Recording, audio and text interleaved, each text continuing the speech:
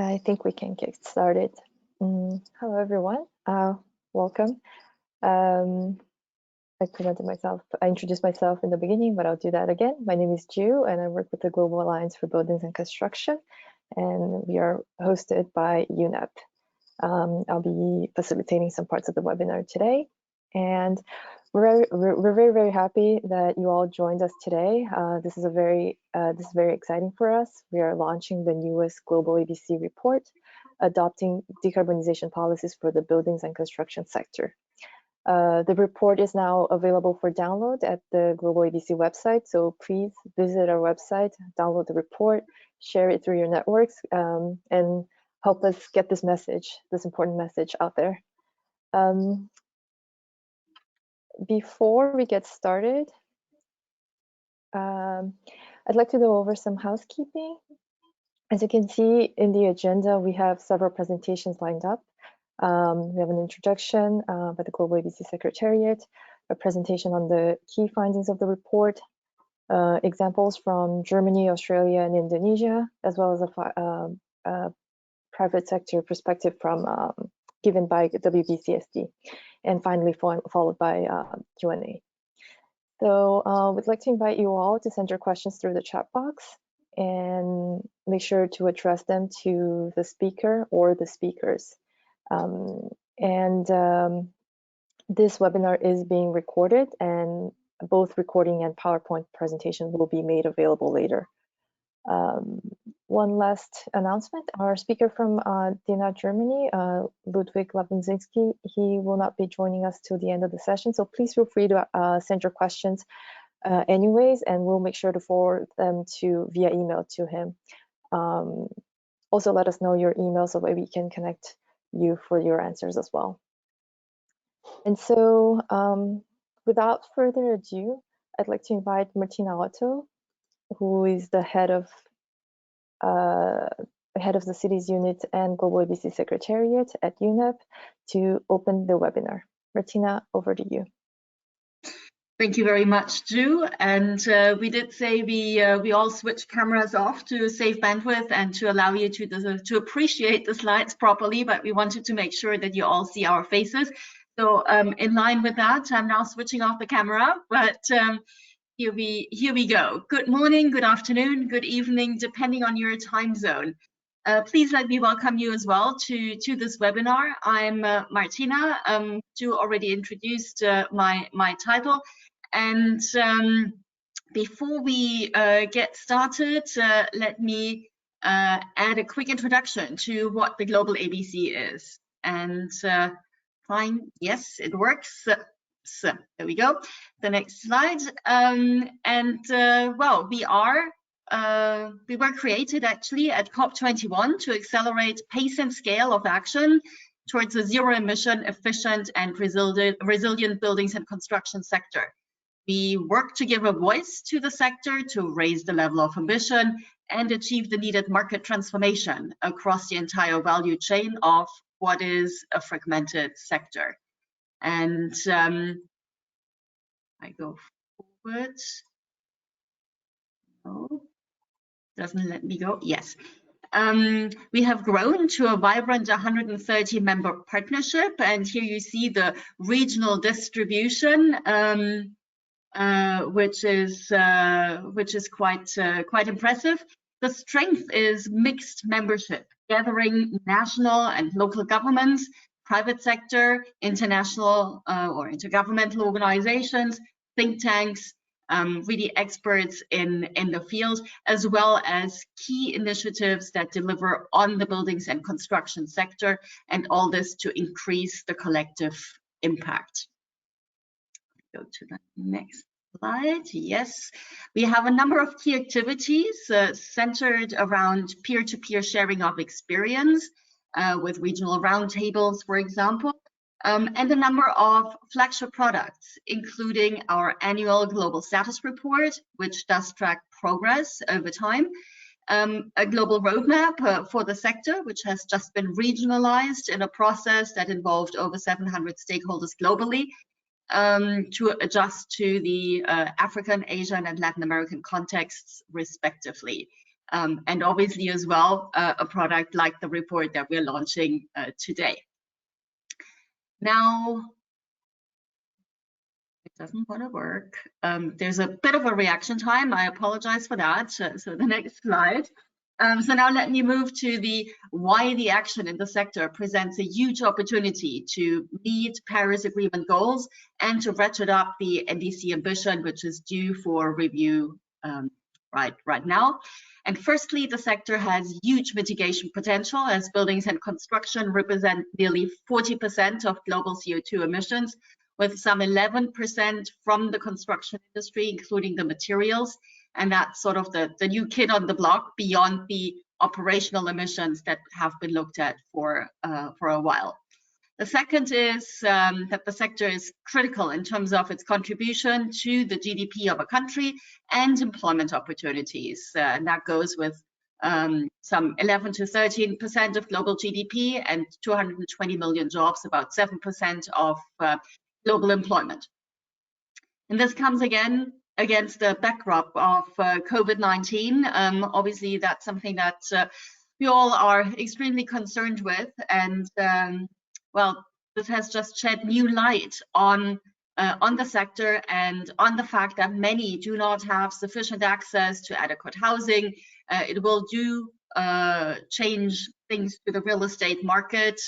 We'll see how this unfolds, but for sure, adequacy of the space that we are spending our time in has just taken a new dimension, and really where it took its worst toll, where we have seen higher infection rates in very overcrowded neighborhoods, and that puts buildings also in the perspective not only as a single building, but as a critical component of the urban fabric, and together with the plot division, the roadway system, public space, determining the morphology and the metabolism of a city, and with it, its vulnerability or resilience, and the resource intensity, and the related GHG emissions. In the stimulus packages that we saw after the financial crisis in 2008, we have seen that building renovation is amongst the prime sectors through which to create local jobs. The numbers were relatively higher than in other sectors. So we do think that it will play a similar role in the economic stimulus in a post-COVID context. And obviously that needs to have green strings attached to make sure that these investments actually lead us to also climate-proof world. The third issue that I wanted to highlight is this dichotomy between the theory and action. Energy efficiency measures are amongst the most cost-effective climate mitigation options.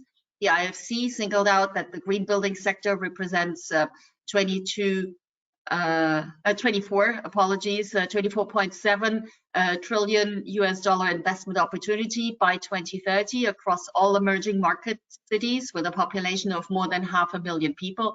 Yet energy efficiency investments in buildings is slowing for the second consecutive year. So there's a real disconnect here.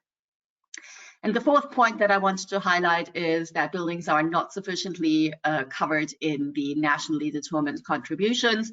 But it's such a critical step to harness the potential of the sector to close the action gap that has been pointed out by the UNEP Emissions Gap Report 2019, which was launched at the last COP. And let me recall the numbers. We need to step up our current actions threefold to make the 2-degree mark, and fivefold to make the 1.5 degree mark. So it's clear we need to really step up the action, and the sector has to play its part. Now, 136 parties have referred to actions related to the buildings and construction sector in their NDCs, and that's a good start. Yet few have specific policy measures embedded, and even fewer describe targets to move to carbon neutral or net zero energy building performance. Even if implemented fully, some 60% of 2050 buildings would not be covered. So I think that is really where we are. That's the snapshot of the sector. And this is why we put forward a number of tools. And somehow I've lost the capability of moving forward the slide. No, it's back here. There we go. And in terms of the tools, we have a guidance document on how to better reflect the sector in the NDC. So there is a webinar that was held around that and that you can access from our website. There are regional roadmaps that I mentioned at the outset, and there's a slide that describes briefly what they are about. We're at the moment taking on an additional roadmap for the Middle East region that is done with the government of the United Arab Emirates. And we help take the roadmap process to the national level, starting in Vietnam, together with the French-German funded program on energy efficiency in buildings, in short, PEEP. And in a nutshell, the roadmaps outline a comprehensive framework of aspirational targets, timelines, and key actions adapted to regional context. And they inform policy and technology timelines across all levels of government, business community, taking a life cycle approach around 8 priority areas. And you see them on the slide. They range from urban planning to new and existing buildings, to building operations, appliances and systems, to materials, resilience, and clean energy. So it's pretty comprehensive. They provide as much a framework as they do provide a process that then helps with the national roadmap development. And they thereby help to create a community as well that speaks a common language in a sector that is characterized by its fragmented value chain. So please watch this space as we will launch each regional roadmap through a dedicated webinar starting next month. And now back to Ju and our distinguished panel to dive into the nuts and bolts of the new paper that we're proudly releasing today, together with the lead authors at GBPN. Thank you. Thank you very much, Martina, for the great introduction. Moving forward, we will have presentations on the key findings by Peter Graham, Executive Director of the Global Buildings Performance Network, and who is the author of this report. Peter, over to you. We can't hear you, Peter. Peter, I think you're muted. Yes, hi everybody. I'm just putting my camera on to say hello. And thanks, Martina, for that introduction. And I'll turn my camera off so that we can preserve bandwidth as well. Yeah, I am very happy to be here to share some of the key findings of this report, and to look at, we looked at how building decarbonisation policies could provide cost benefits and social and broader economic benefits. And in this presentation, I wanted to focus on what the insights from our study might offer as far as providing an incentive for building sector policies to be incorporated into post-COVID economic stimulus. I have advanced the slide before I'm ready. So I spent many months last year trying to identify the evidence base for climate policy impacts in the building sector and trying to sort of sift through the evidence from the noise. And I can say that I'm very optimistic and enthusiastic about our potential for supporting a green post-COVID economic stimulus. And there are 3 reasons why I'm optimistic, and I'll share these with you before I get into some of the key insights.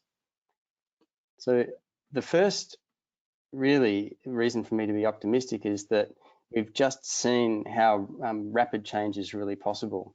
We've shown with the COVID response that we can take action when faced with extreme threats. To date, more than 7 million people have contracted COVID-19 and more than 400,000 people have died. We stopped flying, we stayed home, we homeschooled, we kept our distance, and millions have lost their jobs. But we can't forget that we face a climate emergency exposing billions of people to extreme weather, sea level rise, water and food shortages, and of course the associated health and economic impacts. And like the pandemic, the poor and vulnerable will be disproportionately impacted. So now we've had this collective lived experience of how to adapt to a crisis. We can take what we've learned and apply it to make the future better. So the next reason why I am optimistic is that the evidence really shows that our policies are working. We can indeed be delivering broader economic benefits with our building energy policies. And finally, I'm optimistic because the cost of inaction is really far greater than the cost of policy action, and the benefits are far outweigh the costs. So if we are able to implement building energy policies now, we will avoid increased cost of adaptation in the future. In fact, cost of adaptation to climate change in cities in 2030 is projected to be 2 to 3 times greater than available public finances. So we can't afford not to act, actually. So the study was conducted using a methodology called a rapid systematic review. We looked at around 4,000 publications and whittled that down to 120 key studies that were robust enough to draw conclusions from. One of the things that we can say as limitations are that there are really too few studies looking at the impact of policies in developing and emerging economies, and that also that the methodologies that are used in robust case studies aren't consistent globally. So it's very hard to draw general conclusions across the world, but there is some very good and strong evidence in different markets around the world. Okay.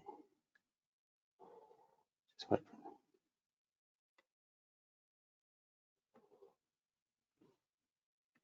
Sorry, I'm trying to get the slide to advance. Here we go. So how about key insights? The first key insight, I wanted to do these key insights in order of sort of least intuitive to most intuitive. So the first one really is that we look at the evidence base, we can see that building energy policies are most effective when they're tailored to non-energy and non-climate priorities.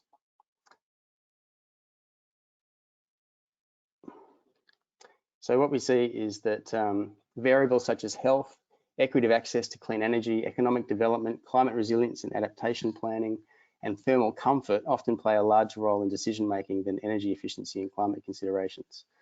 Effective policies really do tackle the local contextual issues and emphasize building energy performance and energy efficiency as a means for achieving broader public policy goals.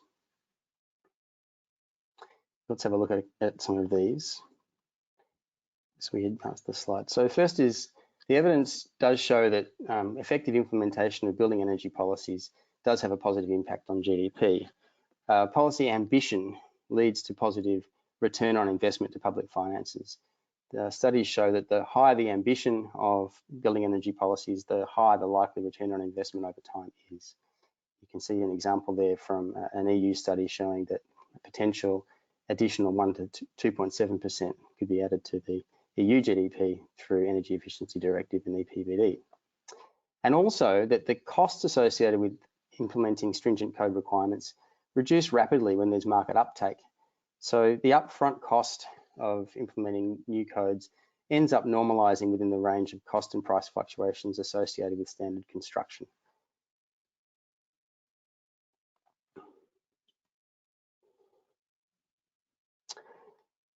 Just wait for the slide to move.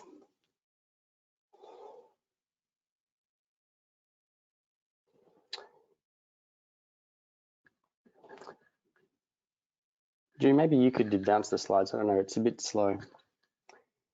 Another important finding really from the point of view of non-climate benefits is that higher performance leads to lower operating costs. Lots of studies of high performing homes shows that increased energy performance from codes in particular does lead to lower home operating costs and better home finances.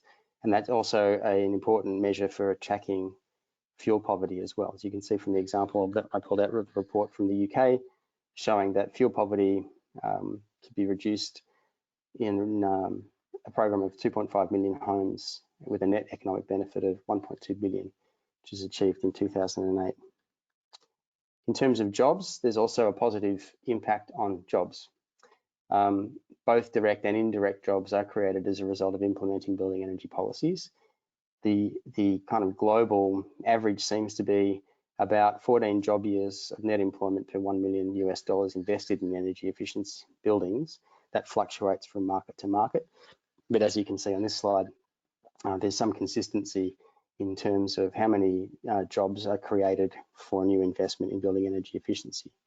Another benefit of this from the point of view of jobs is that it also drives innovation in the construction value chain and improves productivity. Right, try the next slide. Health benefits, around about 8 to 22% of the value of energy savings has been recorded as health benefits from building energy policies when they've been implemented effectively. Studies from the EU again show health savings projected from the Energy Performance in Buildings Directive and Energy Efficiency Directive of about 2.8 billion euros by 2020. And there are indirect health and particularly mental health benefits as well.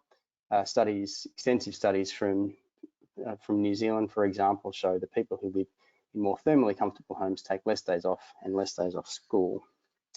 So another aspect that's very important with the COVID-19 in mind is that improved thermal comfort in homes also has been shown to benefit cardiovascular and respiratory disease. Sorry, respiratory health. Next slide.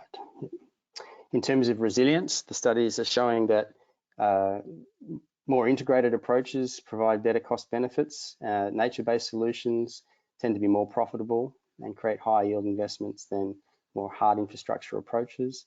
Building energy policies are integral to many national adaptation plans, and that they're also integral to programs for providing clean energy access and electrification. As the example from Uganda shows, that a suite of building energy policies are being developed to bring electricity to around 8 million customers without the need for new power stations.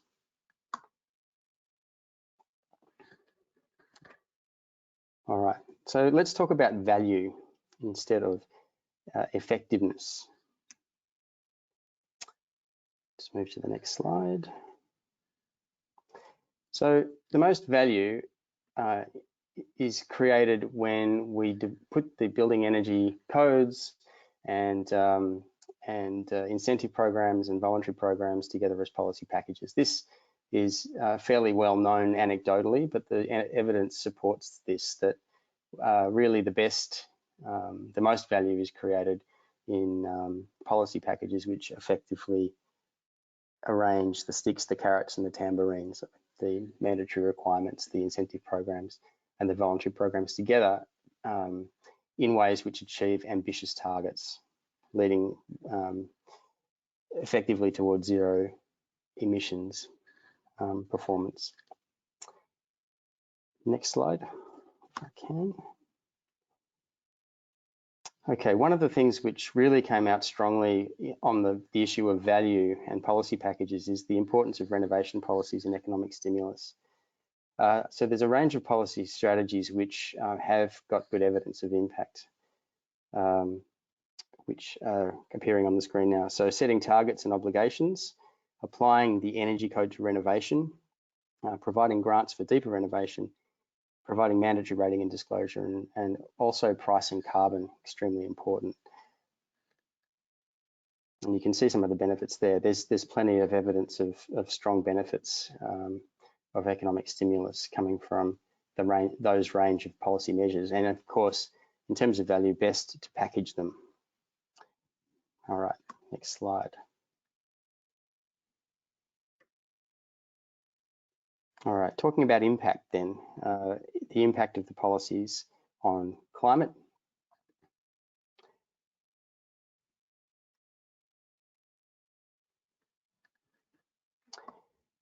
The range of different ways of measuring impact, but essentially looking at when you get the biggest bang for your buck from a climate point of view is when you're implementing policies really best practice policies with clear and ambitious absolute performance targets.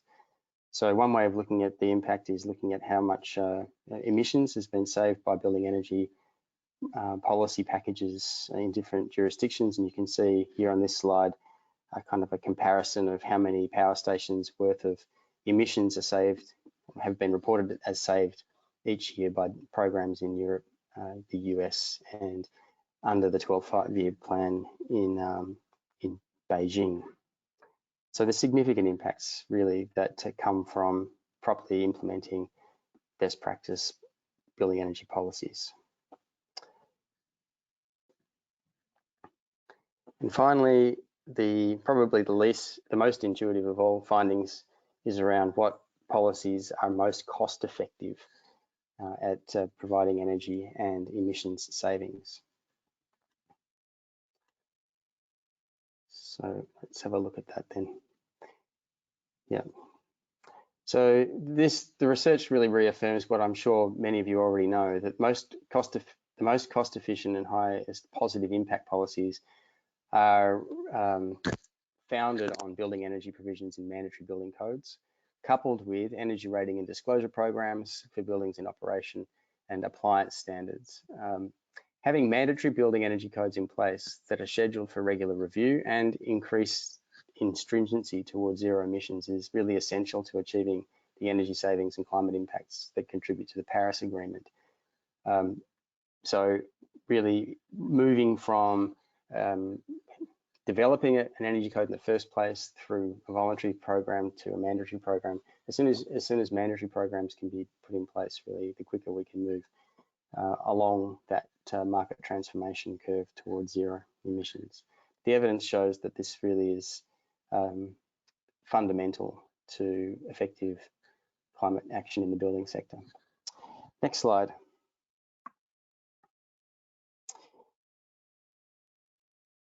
So we identified in the research some persistent challenges to implementing building energy performance, and these again may not be haven't changed for some time. They're quite persistent. So economic barriers, the issues of first cost are very front and center, particularly now with the post-COVID economic stimulus underway. There is a pushback from some stakeholders around increasing ambition in building codes because of the attitude that any increase in performance requirements will increase first costs, slow down the recovery, etc. The evidence doesn't really bear that relationship out. It shows that first costs are absorbed as long as you've got policy measures which help provide capacity, help provide subsidies to stimulate adoption of high performance standards and so on.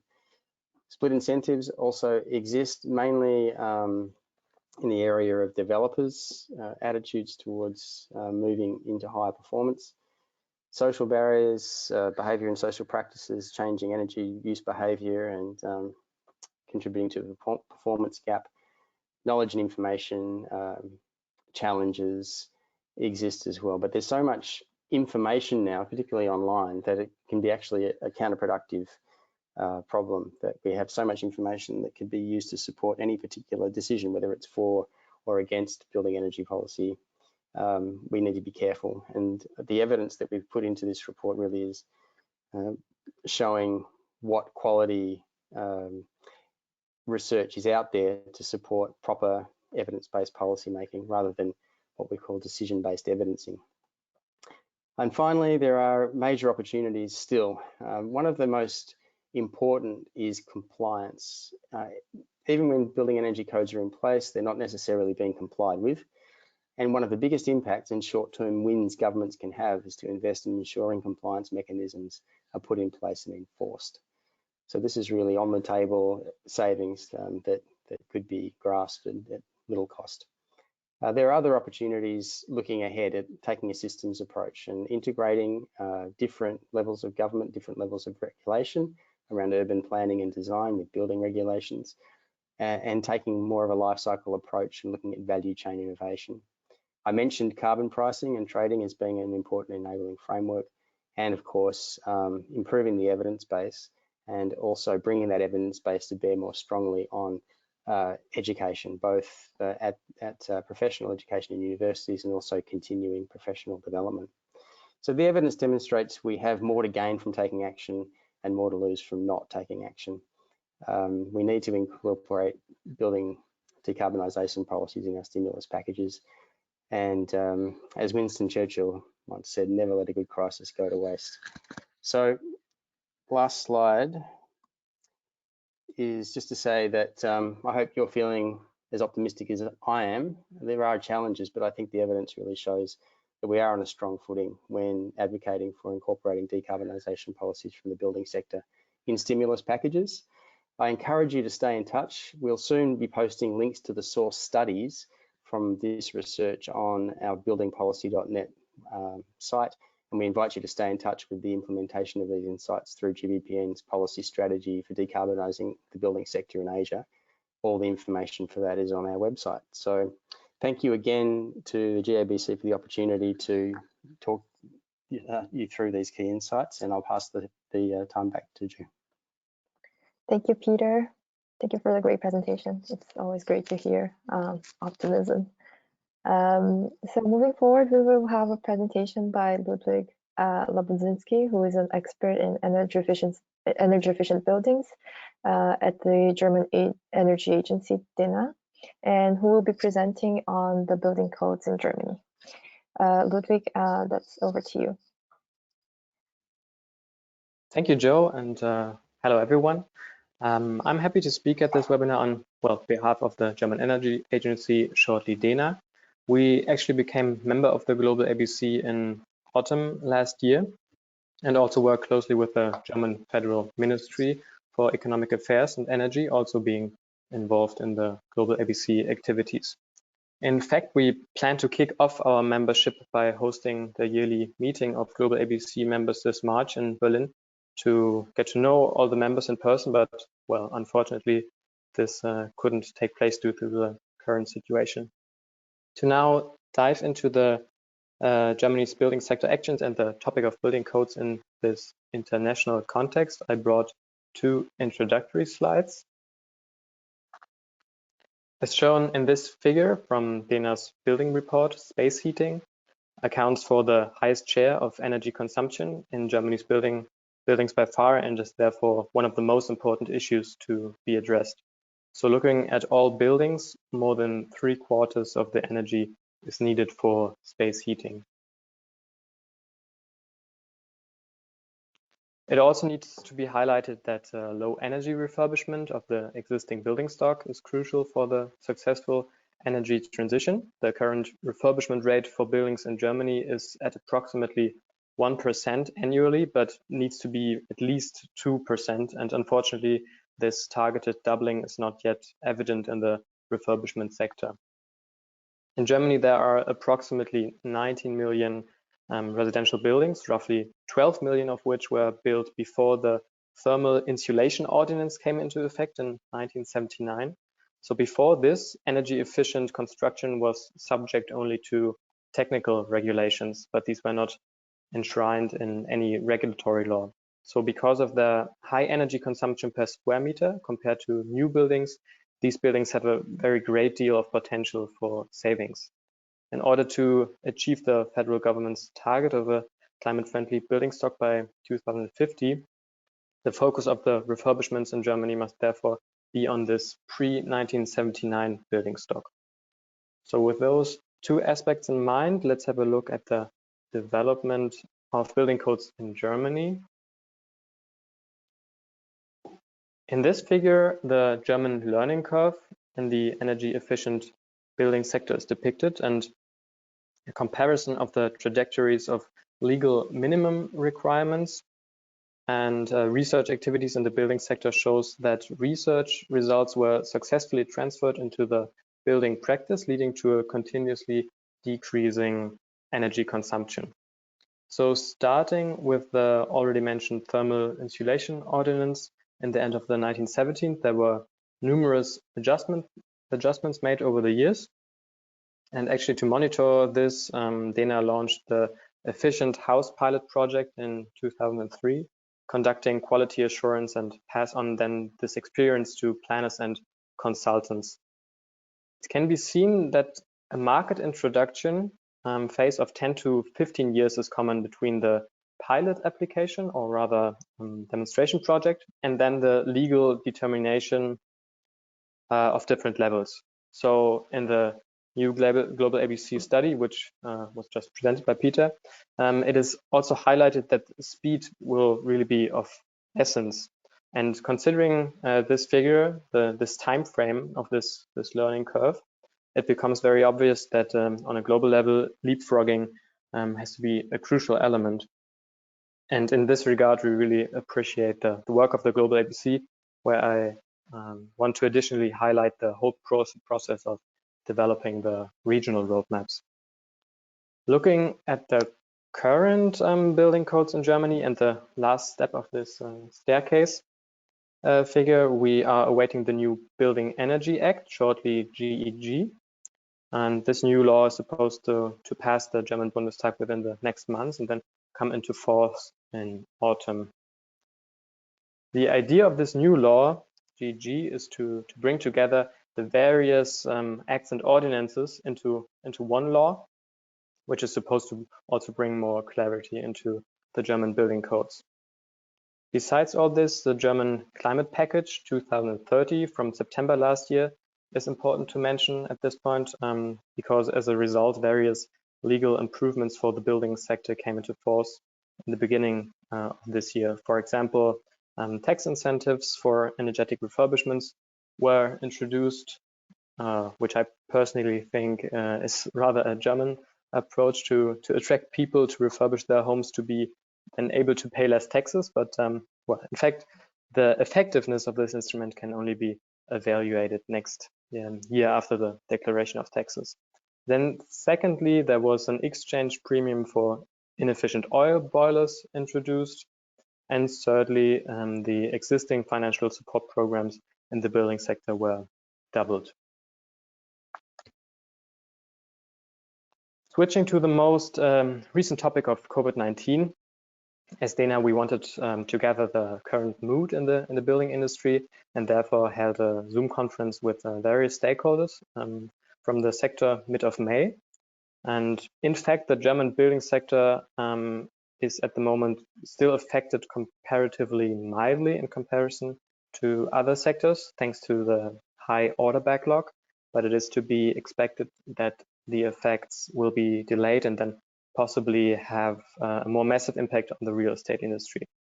So in a nutshell, there was a consensus within this group that the economic stimulus packages must not call into question the latest changes concerning the regulations and also the climate protection goals. And well, fortunately, this applies to a large extent to the stimulus package, which was published just some days ago.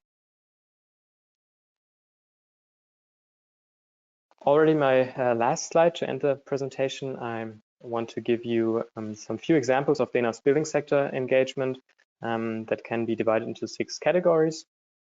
So for instance, we are involved in the conception of the individual refurbishment roadmaps used by energy consultants in Germany. Then we developed several studies, as already mentioned, the German Building Report. Currently, we also developed a study in cooperation with the French ADEME, comparing renovation strategies in Germany and France. Furthermore, we plan a comprehensive study on the topic of climate neutrality, also putting the building sector in the overall and cross-sectoral context. Our building division is also active on the international level, for example, with an eco-city project in China and through energy partnerships, for example, with Ukraine and Kazakhstan. As part of the Energiesprong Germany project, dena is working on opening up a new market for serial refurbishments. And we also founded a network, the so-called German Alliance for Building Energy Efficiency, shortly GEA, with the aim of advancing the energy transition in the German building sector, being a cross-sector alliance of representatives from industry, research, trade, commerce, and energy supply. And lastly, we also organize a yearly Energy Transition Congress in Berlin, where we will be celebrating 20 years of dena this November. And I would like to invite you all at this point. At the current stage, we plan that the Congress will be in the form of a hybrid event, so where it will be possible to attend in person, but also virtually. Yeah, thank you very much. As Joe said, unfortunately, I have to leave this webinar already a little bit earlier. But if you have any questions, I would be very happy if you contact me afterwards. Thank you. Thank you very much for the great presentation, Ludwig. We're very happy to have Dena as a member of the GlobalABC. I'd like to remind our participants that if you have any questions, please feel free to send them through the GoToWebinar tool. There's a little tab called questions that you can type in your questions, or if easier, just send it through the chat box, and we'll be answering them through the during the Q&A session. Moving forward, I'd like to introduce you to Carlos Flores, who's director at the National Australian Built Environment Rating System, NABERS, and who will be presenting on this program's ratings and disclosure. Carlos, over to you. Thank you, Ju, and thank you, Peter, and thank you to the GlobalABC and the GBPN for the great work on this report. I'm very fortunate to be the director of the National Australian Built Environment Rating System, which really is at the center of a lot of the work that we do in Australia in terms of energy policy in buildings in particular.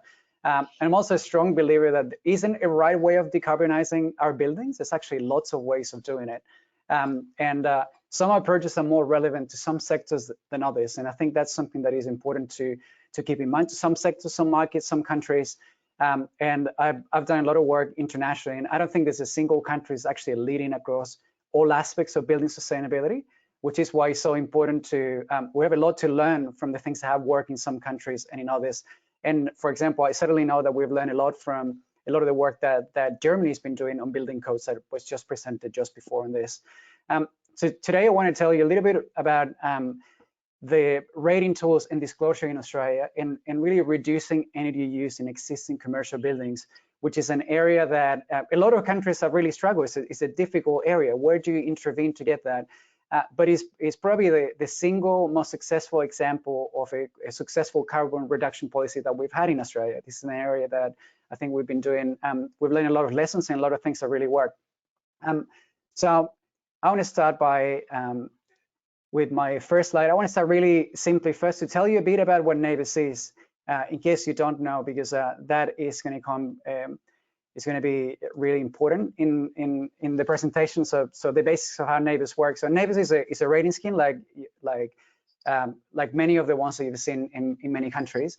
But there's a couple of things that are different about NABERS than a lot of other schemes internationally. One of them is that it's 100% based on energy consumption alone. So we take 12 months, is for existing buildings. We take 12 months of energy and electricity and gas bills, and we use that energy to compare against buildings that are similar to your own building. So if we're talking about, as an example, a 3-star rating, if you're an office building, it means that your building is using an average amount of energy compared to a similar office building of the same size, operating for the same hours, because some buildings operate much longer than others, in the same climate zone you are, because Australia has deserts and it's freezing in the south and it's tropical in the north, very big differences in climate. So it's a comparison against the average building. If you're 1-star, it means you're using just a lot more energy than the average building in your market. You can also be 0 because there's no limit to how bad a building can perform. And we do see buildings that look very similar on the outside, but use 2 or 3 or 4 times more energy than average. But you can also be 5 or 6 stars, and what that means is using significantly less than the average building on that market. Now, that's what NABERS is, and I wanted to show you a bit about what's happening with the program in Australia. NABERS has been running for about 20 years, and it's used for all kinds of policies. And I'm struggling a little bit to go into the next slide. There you go. I wanted to show you visually what this means. This is a screenshot of the center of Sydney. If you walk maybe 5 blocks north from this screen, you'll see the Opera House. These are the number of buildings that have been certified by NABERS, not at some point in the last 20 years. This is recent. All of these are within the last 12 months because ratings in Australia and NABERS in particular, it's not something that you do at one time and you promote yourself forever. is something that we want people to be certifying constantly every year and improving and setting targets for next year. So it's all about really encouraging buildings to be better at the way they manage performance and setting targets and improving. So Australia is today perhaps the single most benchmark country in the world in terms of energy consumption. And if you go to our website, you can actually see all of this. So this is a screenshot from a search engine for green buildings that we have there already.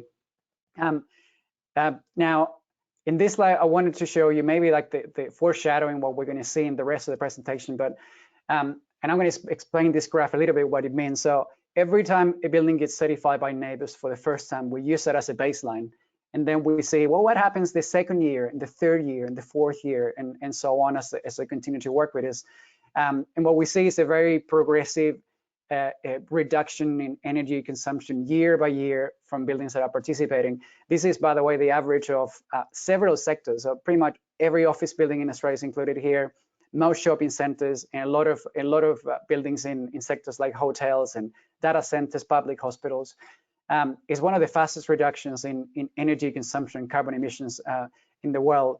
And there's a few reasons why that happened, and disclosure was a big part of that. So I want to tell you about two policies. There's been lots of policies that we tried. Some of them have been more successful than others. But I want to talk to you about the two policies that were perhaps the most successful in triggering the whole market and seeing, whole markets reducing, 30+% in the last decade in terms of energy use. The first one, I'm going to call it the state government leasing, and the second one is the federal mandatory disclosure scheme. I say federal and state because Australia is a federation. It's a bit like the United States. There's a federal government, and there's also governments for each state across the country. This graph is basically showing the number of buildings that certify under NABERS on an annual basis, their energy efficiency performance, and get a star rating certificate. So I wanted to tell you first about this state government leasing policy, because I think we don't talk about it enough, and it's one of the most successful policies we've had in the environment in Australia. And it's very simple. The state governments and the Australian governments are actually the largest renters of office space in the country, and that's actually true for a lot of countries around the world. So the biggest renter of office buildings in Sydney is the state where Sydney is located.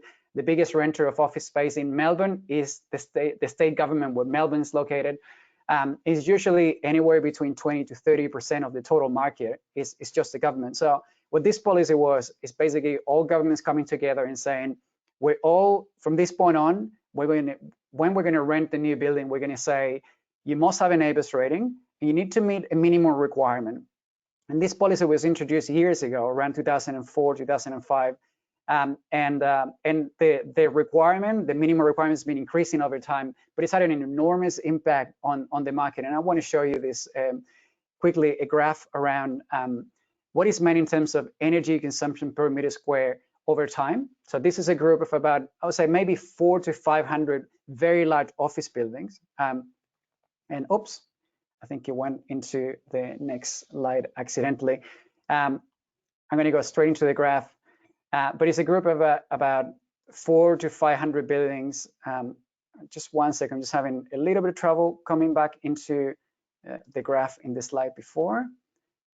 And there we are. So 400 to 500 buildings is the majority of companies that are very large in Australia. So it's not all office buildings out there. It's maybe the 15 largest property companies, but all of them. And what we're seeing is that this government leasing has actually been a really powerful policy, because it's a huge carrot and a huge stick at the same time. If you're willing to invest in energy efficiency, you're putting your building in a position where you're going to get a lot of the business of the government, which is a lot of business, and it's a really very secure renter. On the other hand, if you don't invest in energy efficiency, your buildings are not going to get out of that energy efficient zone. You're going to lose all the government business in the future, and that actually has very large implications for property companies. So it's a carrot and a stick at the same time. It's been very successful for a long time. The second policy I want to tell you about is mandatory disclosure. It's very much a complement to this policy, and it is all about in Australia from 2010, if you want to sell or you want to rent any office space, you need to have a NABERS rating, and you need to make it public everywhere, outside of the building when you're renting it, online, you need to tell the tenants before they sign a lease how efficient your building is. And it's really making the efficiency of these buildings much more transparent and well known. Now, I want to go back to that graph that I showed you before, because and hopefully this is going to work. Let's see. I want to go back to the graph that I showed you on the previous policy, showing all these blue buildings. So this is not mandatory disclosure. This is government leasing, and I'm going to superpose what happened with mandatory disclosure. So we knew buildings that were going to come in 2010 were going to be more inefficient than the buildings that we had captured already, because we're talking about smaller companies that were less resource. A lot of them did not have energy efficiency or sustainability teams. They were private owners, much smaller assets. The part of the market that is much harder to actually tackle that exists in all markets. This was that part of the office market in Australia. And we were hoping that the energy consumption was going to go down over the next decade. What we just didn't know is just how fast that was going to happen. So what I love about this graph is that two lines are very much the entire office market. Every building is represented there. It's the fastest reduction of energy consumption and carbon emissions of any sector in Australia. And it's one of the fastest, if not the fastest, of any building sector in any country. And there's lots of reasons. There's more than the reasons that I just mentioned, but disclosure is, by all accounts, has been one of the keys to do that. And the fact that NABERS is a performance-based rating. You need to use less energy if you want to get better. Now, I'm going to skip this slide, and I'm going to tell you a couple of concluding remarks before my time's up, because we know we're a little bit short of time. One of the things that we learn is when you create these wide-scale performance incentives is that people can choose what's the best way of reducing energy use. We didn't tell them how to do it. And what we found is that it's actually a lot cheaper than a lot of people thought, because the first thing they do is that they look into zero-cost opportunities, turning things off, working with controls, which is relatively inexpensive. And the second option is not really just changing any equipment. People go straight into what is the next equipment that we need to change? The boiler next year. Well, let's just replace it with a much better boiler, or with a heat pump, or what can we do at that point in time? And that's a much cheaper way to improve buildings than replacing equipment that still has another 10 years to go. And then the third option really is the capital upgrades that a lot of people think about when you think about energy efficiency, but it's really been like the third option. So energy efficiency is proven to be much cheaper than a lot of people thought in Australia. And we're really working towards how can we scale that across the whole economy, and what can we do with other countries to share this and work more closely together. And the last thing I wanted to mention is that I think a really concrete sign of how well this is worked is that Australia is a really small country for global standards. It's only 22 million people. But if you look at all the international sustainability benchmarks, like the Global Real Estate Sustainability Benchmark and the Dow Jones Sustainability Index, who are the two biggest in the world, in the energy, in the office, and the shopping center categories, every year the #1 company has been an Australian company, but it hardly ever is the same Australian company. So it's like 5 or 6 Australian companies always competing for the #1 spot. And it's a reflection of a lot of the work that's happened in the last decade in the whole ecosystem. It's not just the property companies, it's all the services companies and the energy efficiency companies in the middle. And that market has evolved a lot because of the volume of projects and energy efficiency that this performance-based approach has enabled. I'm going to stop there because I only had 10 minutes, but I'm looking forward to your questions at the end. Back to you, Joe. Thank you. Thank you, Carlos. That was a great presentation. I think moving on to our next presentation, we have Dr. Muhammad Al-Fatah, who's a researcher at the Division of Building Sciences at the Ministry of Public Works and Housing in Indonesia, and who will be presenting some of the municipal level buildings actions in the country. Ariel, over to you.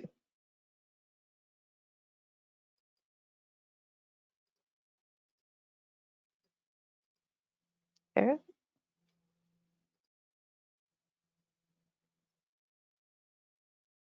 Hello? Hi, we can hear you now. Okay, sorry, I forgot. Okay, thank you very much. Thank you very much, GlobalABC, for hosting this very nice webinar. So I'd like to share about the current condition in Indonesia. So I will turn off my video. Okay.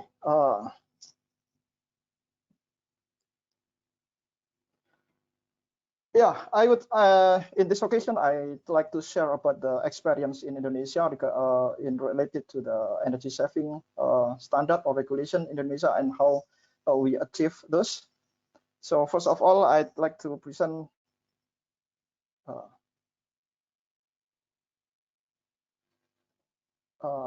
Okay. So this is the current condition in Indonesia. So as you can see that the energy consumption in Indonesia is continuously increasing as the economic growth rising up. So, and this is until 2018. After COVID-19, I don't know what happened with the energy consumption. And in case of Indonesia, as you may know that we still don't know when it ends. So I cannot give any further description about the effect of the COVID-19 to our energy consumption in the building sectors. So, and building sector currently accounted for around 30% of energy consumption, and it makes the building sector is the second largest energy consumer after the industry sector, over transportation recently, amazingly. So again, this is before COVID-19. So, and in the building sector, household sector 3 times larger in energy consumption than the commercial building, as you can see, and the most of them come from the electricity. According to the one report, only 4% of the 60 million households in Indonesia using air conditioning. So it means around 2 million or 100,000 something that using air conditioning. So most of them are non-air conditioning system, are non or maybe naturally ventilated building.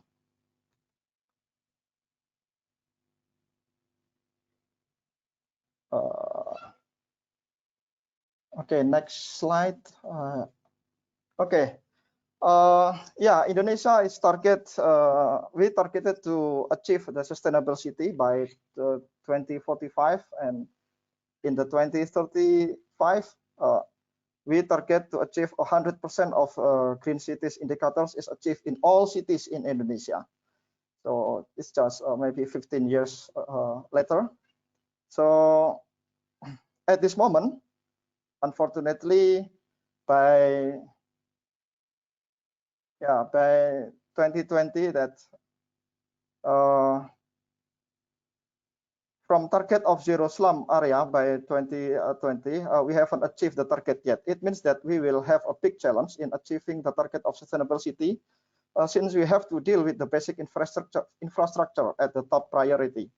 So, and at this moment as well, so because of the pandemic of COVID-19, so now we are making some adjustment, including refocusing our financial support to other necessary other than the energy efficiency, like healthcare system or economic recovery are still main priority instead of the building and construction sector, even though we still continuously constructing the new building at this moment. We are still not sure whether the countermeasures we taken on COVID-19 affect the building sectors, particularly in the energy efficiency programs.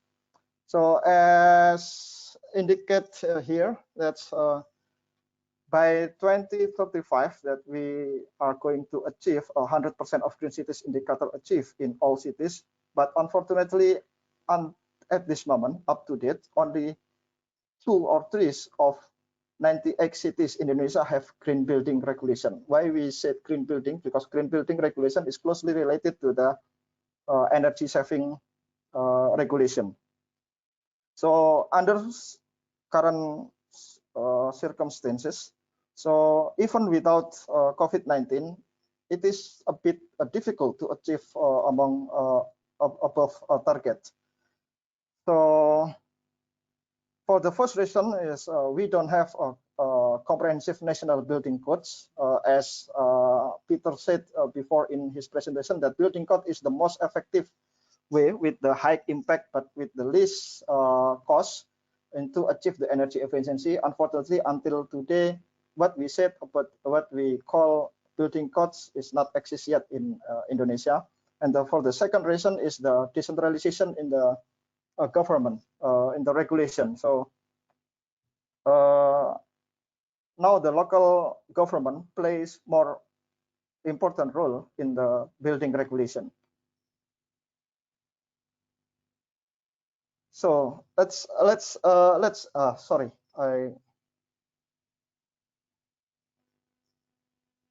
sorry, before okay, this is okay, sorry.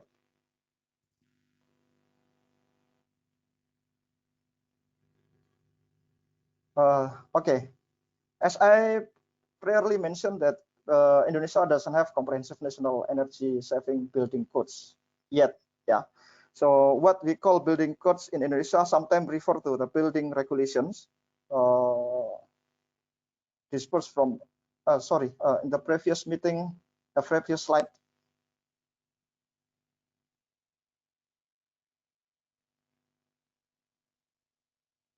Okay, yeah. Yeah, building codes in Indonesia sometimes refer to building regulation from the level of the central government to the local government and Indonesian National Standard or SNI, we call it SNI. So these standards are voluntary based, except determined otherwise in the building regulation. And most of the standards in the building mostly focus on the air condition and complex building. So as you may know that we have more than 60 million household and residential building. How about that? So we didn't regulate about that building.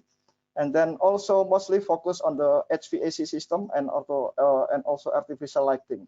We rarely consider about the utilization of natural resources for passive cooling, for instance. And some of standards are obsolete, mostly more than 5 years ago. So it needs to be frequently revised to accommodate the new technology and a new development of the technology. Next is in our standard, or sometimes we lack of updated data. For example, thermal comfort standards, thermal properties of material, solar heat gain coefficient, and also energy usage intensity. And also energy saving building codes should consider the different climatic zones. I will show you why we need to the climatic zones. So next. Okay, this one. So yeah, Indonesia is quite big with more than 70,000 islands. So I just put some of the big cities in here. More than 90 cities are exist, and now we are talking about the opportunities for energy saving building codes in Indonesia. So according to the law, local government, including municipal government, play more important roles in regulating energy saving buildings. So local government should take action and initiative for implementing energy saving building strategies through establishment of such standards or such regulations. And as you can see here that we have basically 3 climatic zones like rainforest, monsoon, and tropical savanna. So we have and also 2 additional climatic zones such as coastal climates and also highland climate. So considering this climatic zone, I think we should or maybe local government should consider the local climate into the energy saving regulation or energy saving building codes. How about the challenges? So this is just repeating from what Peter said before, that yeah, awareness of stakeholders and human resource capacity and gap between region is amongst of our challenge in establishing the building energy codes. For legal uncertainty, for example, let's see that we have a different energy saving regulation, so that sometimes it is confusing. Regulation for energy saving building separated in many forms and in a different ministry, such as we, Ministry of Public Works and Housing, also have a building regulation, and Ministry of Energy also have. And for the coordinating Ministry for carbon reduction is in the Ministry of Environment. So it is unclear also about reward and punishment, incentive and disincentive if we do or do not taking any energy saving countermeasures in a building sector. In regard to the awareness of stakeholders, not all the stakeholders aware of these issues of the energy efficiency and low carbon issues, particularly in the local government. Owners of the building sometimes or maybe often think that they don't mind to pay more for energy to obtain comfort for them, and developers just follow what owners request without suggest any idea about how to design the energy efficient building. Designers certified themselves in green building certification or other energy saving certification just to get more privilege or to get more privilege in bidding or designing, so that they can easily obtain the construction project from the government or the private sector and so on.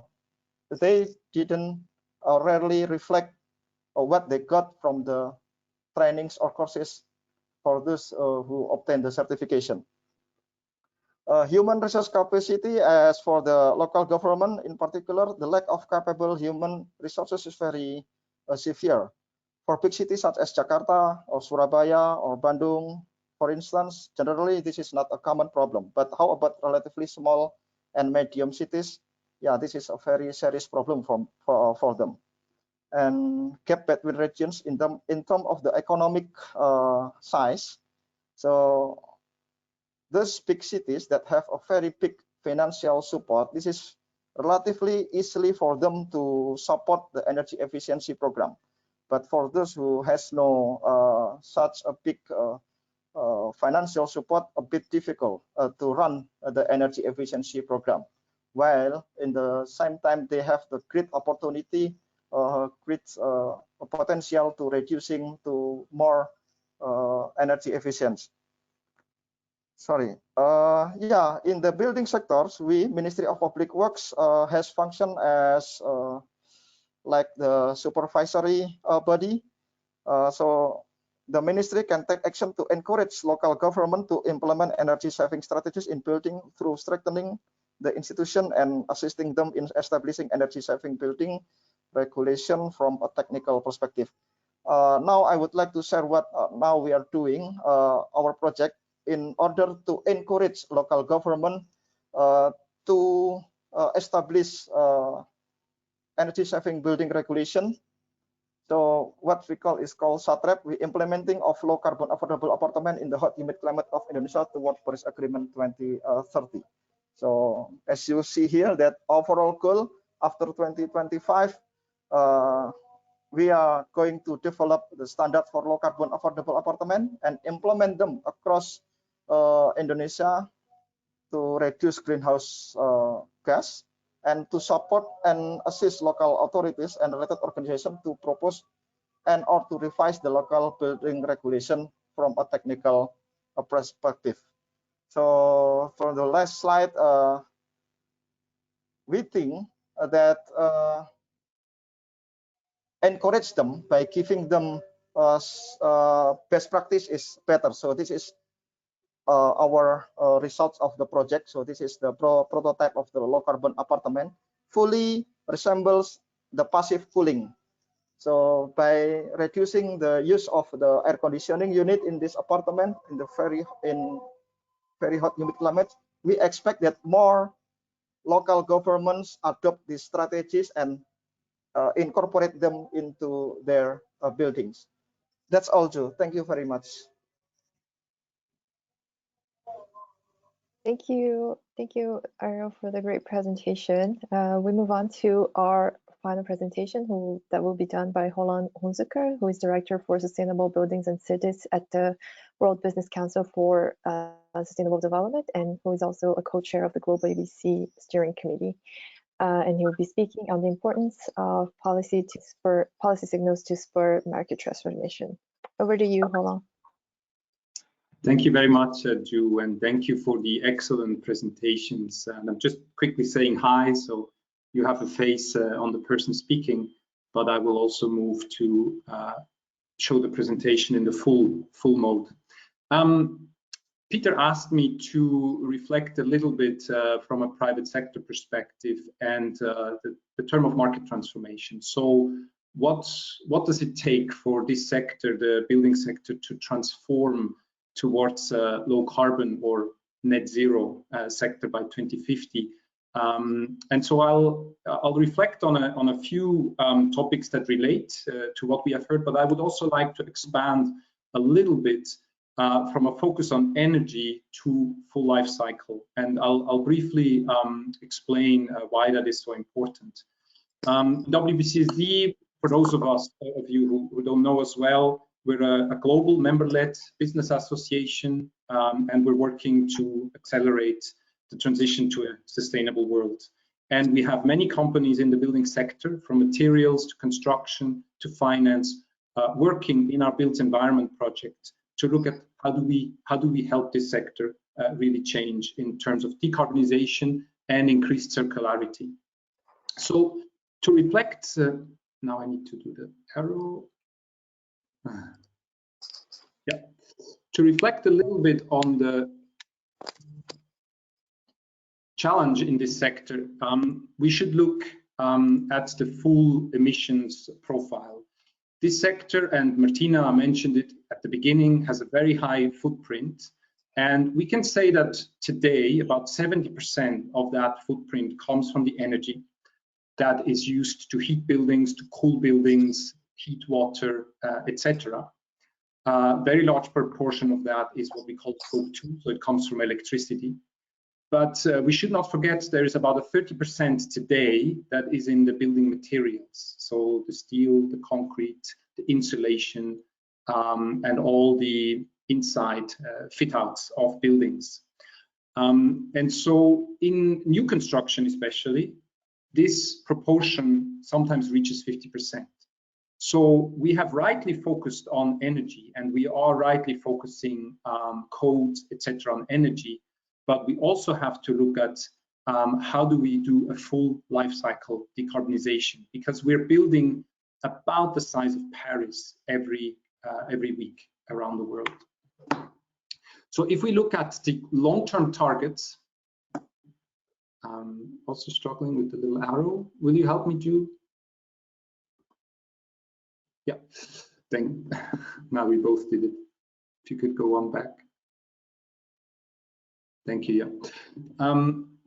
And this is taken from obviously World Green Building Council, but also Women Business long-term targets to achieve a net zero building sector by 2050. By 2030, we need to make sure all new buildings operate at net zero carbon, but we also need to reduce embodied carbon by 40% on average. Now, this is really a minimum number. Leading companies should look to reduce that more so that we can reach that at a minimum. And so the challenge is really focusing on both, and 2030 more or less means today, because with building permitting, with the long life cycles of building projects, we need to look today at how we reduce energy consumption, but also the use and the carbon intensity of materials. Now, talking about, the arrow has completely disappeared from me. Can you go to the next one? Thank you. The fundamental issue, and we have brought that up earlier, is that the sector is very fragmented. We move from people designing buildings, then they get constructed, and then they're used and in operation. And these are ecosystems that work in silos, and we have not seen sufficient attempts to bring those sectors together and really look at sustainability along the full life cycle.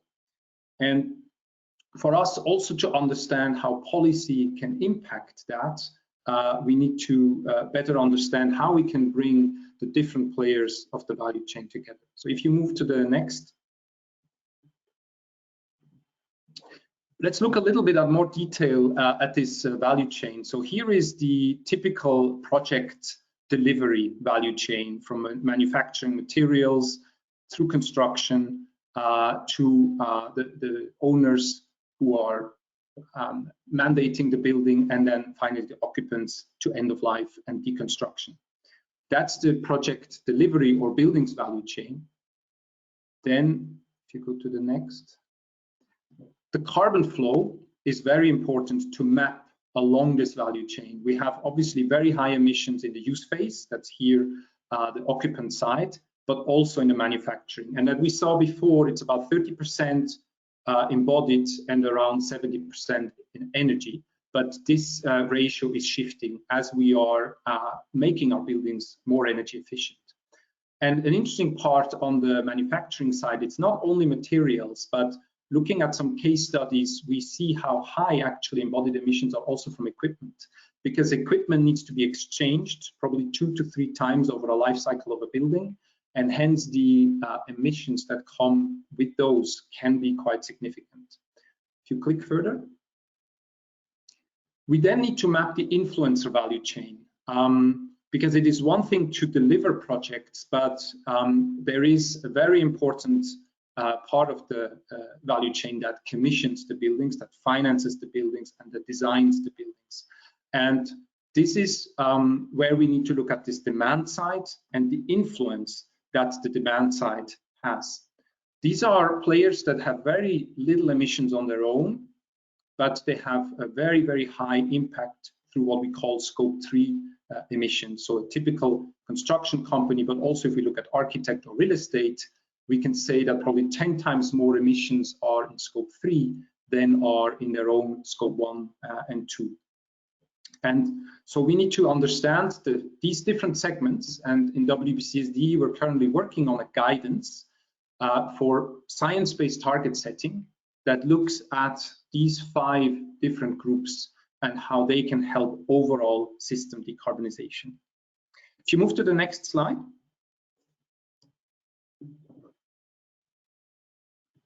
What we need is a common language, and by that we understand a framework where, being that at the building level, be that at system level, we could identify the best strategies to reduce the overall life cycle emissions of a building to net zero. And this is the bottom right corner in red, is the ultimate goal we need to achieve. And this framework helps. It's the same as was discussed before, looking at the performance of buildings and driving a performance target that helps then the value chain achieve the most cost-effective and most carbon-efficient solutions. And you can see on the left, in the vertical, are the building layers. So from the embodied carbon that come from materials, but also equipment, to the energy side, which is in the services. And then you can see the building stages, which is the different life cycles of a building project. And then obviously we can look at different strategies for carbon compensation, but this is outside of the boundary. And also we can look at beyond life strategies, which includes circularity and other. Now this helps us to coherently address the emissions in the building system, and it helps us to focus on the net zero across the life cycle. And as mentioned before, we need to look at this in a performance-based and technology-neutral approach. And regulation can very much support that by focusing on that life cycle approach. Next slide, Ju. Thank you. So we can only agree that performance-based regulation and transparency send very, very strong signals to the industry and help adapt. It was very encouraging to hear the evidence on how fast costs can reduce when there is market uptake, because it's one of the most significant barriers is that the perceived upfront cost is seen as an obstacle. But next point, we also need to start looking more at a life cycle perspective so that we can drive the building sector as a system to net zero. And that means looking at a common metric.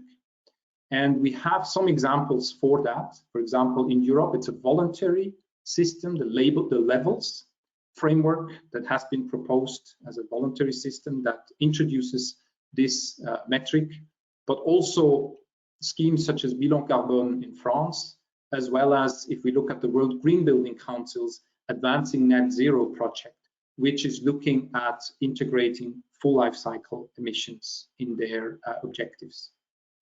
Maybe you bring up the third and fourth point at the same time, too. Thank you.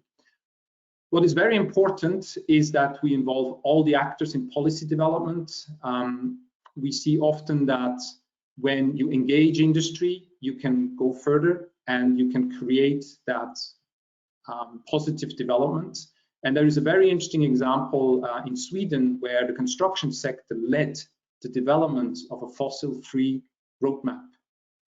And we also see this example with the GlobalABC working on the regional roadmaps, but now bringing them also to a national level, where very importantly, this work should also involve the different actors across the industry.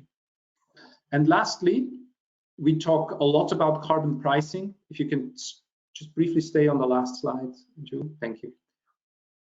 It is important that carbon pricing gets increasingly stricter and creates a higher price. But what is also important is that it sends a signal to the demand side.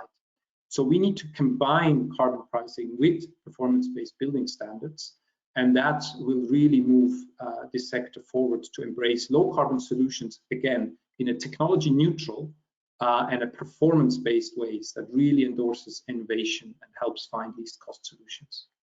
So just to close, Joe, the last slide, I'd like to just do a little bit of advertising for a webinar we will be holding on this very topic. It's how do companies in the buildings and construction sector work together to achieve system decarbonization.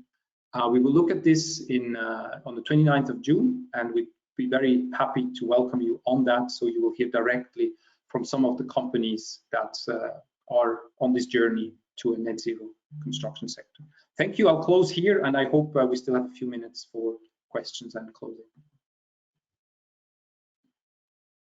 Thank you very much, Roland, and all the speakers that I've presented.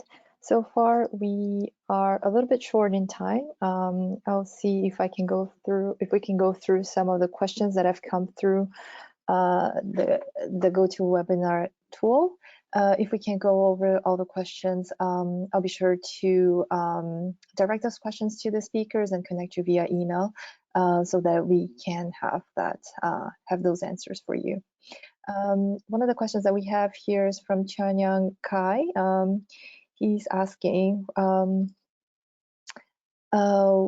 which one would be more efficient for climate change in buildings, regulating on energy efficiency or regulating on carbon emissions. So I guess that question would be directed to Peter.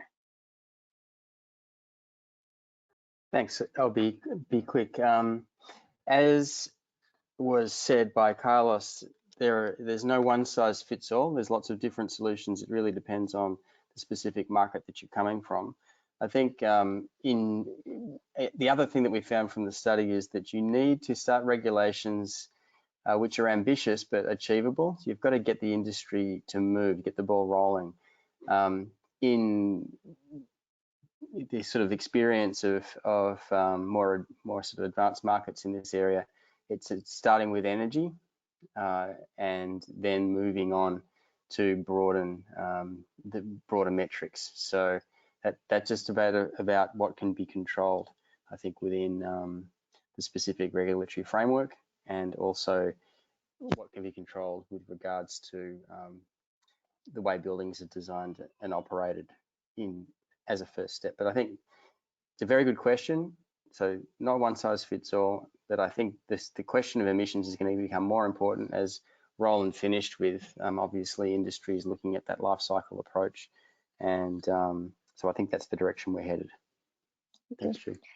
Thank you, Peter. I think we have a couple of questions to Carlos about the role of management of staff, so behavioral change, as well as if you believe that these step-by-step measures are truly enough to meet the target on time. Yeah, absolutely. So I think it's very much complementary to what Peter just said. So the challenge of climate change is all about carbon budgets. So you really need to hit this from several angles. It's really important that buildings reduce energy as fast as they can, existing buildings in particular, because that literally buys us more time for renewables to come into the grid and get to 100% renewables sooner. So it's not just about getting to net zero emissions, but it's also about using as little of our carbon budget as we can along the way. And the reality is that we've seen buildings with very old technology from the 70s and 80s, getting significant emission savings in that time. One thing that I didn't mention in this curves is that many of these buildings getting significant savings of 40 or 50% are buildings that are 20 or 30 years old that do not use the cutting edge of the latest technology as of 2020. So there's a lot, there's a lot of energy in pretty much every building I've ever seen that is big enough to have lots of components. There's lots of energy opportunities. And I think the energy efficiency has a huge role to play, particularly in this decade that we're studying just now, to be a very meaningful contributor to climate change. So I think the answer is yes, but it's not an either or. We need to reduce as much as we can in existing buildings. We need to go as hard as we can on building codes, and we also need to do as much as we can on renewables and on construction materials. We need to hit it from all angles because we need to get to net zero on all of them in the not too distant future. Thank you, Carlos. I think we are at time, but I would ask participants to stay on for 5 minutes longer so we can go a couple of more questions. Use this opportunity that we have our speakers online to answer those. So I think we have a question here on Roland's point on whole life approach, a whole life building cycle approach, and I wonder if Ariel, you could speak a little bit more on how Indonesia is considering the impact of materials and embodied emissions within building codes and green building schemes. Yeah, thank you, Joe. So yeah, honestly speaking, that we are until today we are not considering about this life cycle embodied energy into the building codes. So that's why now in our project, so in the next 5 years, we will accumulate the very thoroughly the data on the life cycle energy and also embodied energy throughout the Indonesia. So and then we'll based on our inventory data. So we will make use that data for the next building codes. That's what now we are going to do, and now we are doing now. And as I said before, that until today we don't have a very good and complete the inventory data on embodied energy and life cycle carbon analysis and also life cycle energy analysis. So I'm sorry to inform you about Indonesian experience on this matter. So, but we are willing to incorporate this life cycle energy analysis and also life cycle carbon dioxide analysis into future building codes. And after we complete that, and then after we make building codes for specific particular climate zone in Indonesia, then we will encourage and assist the local government to adopt these building codes into their local regulation. I hope I can answer your questions. Thank you. Roland? Yeah, if I may just reflect also on that, I think it's, especially when it comes to full life cycle emissions, as you can see, many countries go ahead with voluntary approaches. So the levels that I mentioned is a voluntary framework. And I think this is an important way to start. There's still a lot to learn on embodied emissions, and even the industry is still grappling how to fully account for it, etc. So I think, especially through the roadmap developments, there is a huge opportunity to start learning and addressing it together. and I think it will eventually make its way into codes. But I think it's very important that we keep the focus on energy, as we said before, and learn on the full life cycle, but really start looking at the full life cycle metrics and how we can integrate that, especially in new projects, eventually also in renovation. But just to reflect on that. Thank you. Hold on. I think that addresses one of the questions that one of our participants has raised on, how can we increase the number of life cycle analysis, and how do we get so that we get a good picture on embodied carbon. I don't know if there's anything you want to add to complement that question.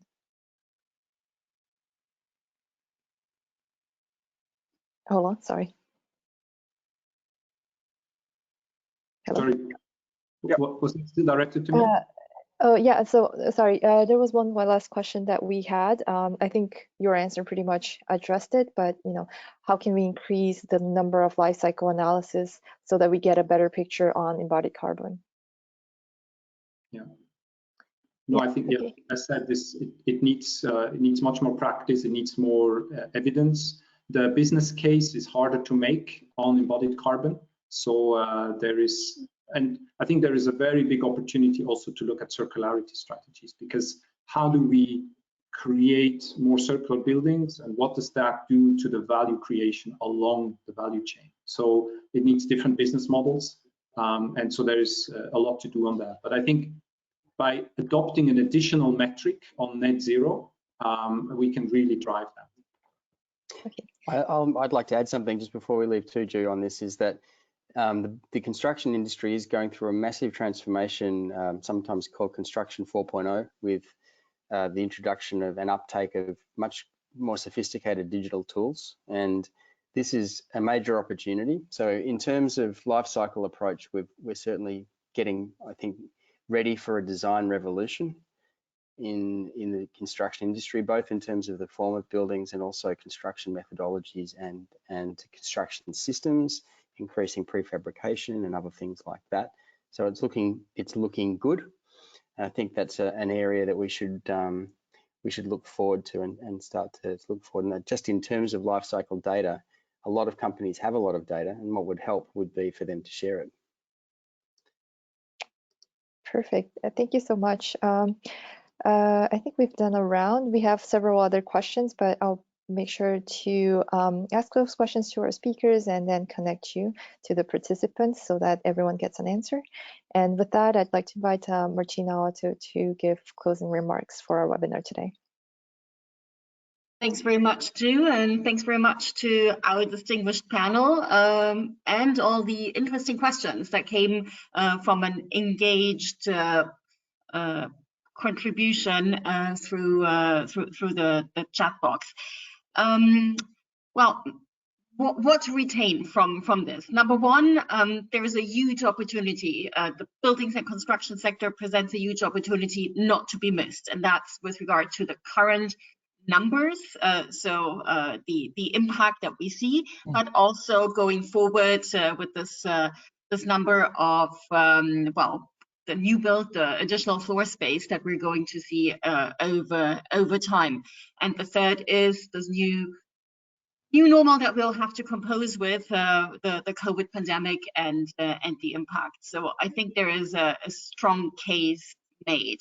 The other point that I want to highlight is that it has to be a dual strategy, looking at both renovation, which presents huge opportunities, as well as the new build. And it's not either or, it's both. And I think Carlos was very, very clear about that, how much we need to make use of buying time in a sense. But the buying time is not to start later, but it's just until everything has rolled out as we need to see in terms of the new buildings. The other key point is it's good to start from where we can, be it from going from energy and energy focus to then taking it to a life cycle focus, be it looking at voluntary measures and then make them more mandatory. So there's a pathway that we can take, and it's good to take that. The other one is from a building focus to looking as well at the building and its ecosystem, meaning urban, looking at urban planning, and looking at the interactions between buildings and the energy system. So there's a more comprehensive infrastructure approach that is needed as well. So keeping that in mind. From the study, I thought it was extremely interesting to look at these insights that were put forward and how much the social issues play in. So starting with the statement that the most effective ones are if they're tailored, not necessarily to energy or climate priorities, but to other priorities. And if you look at the list of the other priorities, they're all linked to some sort of social element. And I think it's just only a reflection of what is natural. So where we are impacted most, so looking at health, looking at comfort, well-being, looking at the job opportunities, so going through that, and basically teasing out all these multiple benefits that are absolutely there, but that we haven't been maybe good enough in putting forward and really at the center. So looking at that.